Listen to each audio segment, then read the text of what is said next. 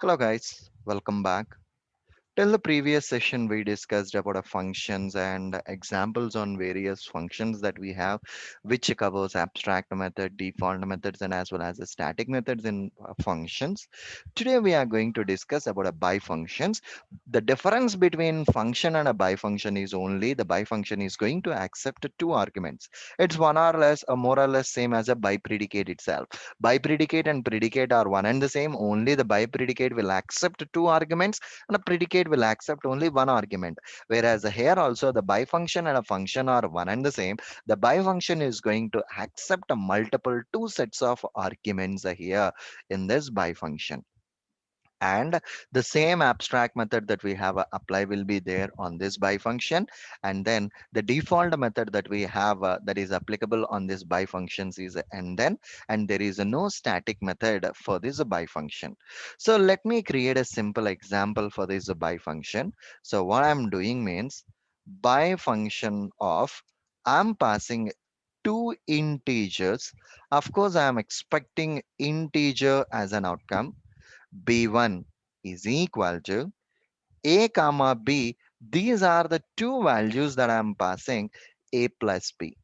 Okay, so I'm just passing two integer values. I'm expecting this bifunction to add those two numbers. B1 dot apply. I'm passing 10 comma 10 as a bifunction input. System dot out dot println, and that's it. So the same way, I just wanna create another bifunction. So bifunction of integer comma integer, again an integer.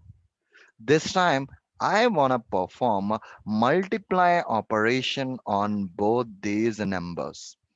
Okay, A star B. See here, B2 dot apply of I'm just passing 10 comma 10 again. Let me try to print this information again.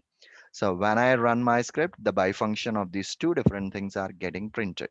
Maybe we can create a one more example like a bifunction of string, a string, and again I'm getting a string.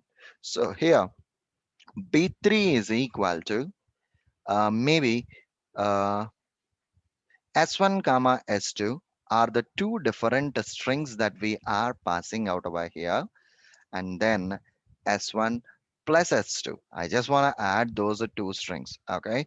So here B3 dot apply of Surendra is my first string and Jagannatham is my second string. So system.out.println, when I run my test script, Surendra Jagannatham will be printed down to the console. That's it. When I run my script, the Surendra Jagannatham will be printed.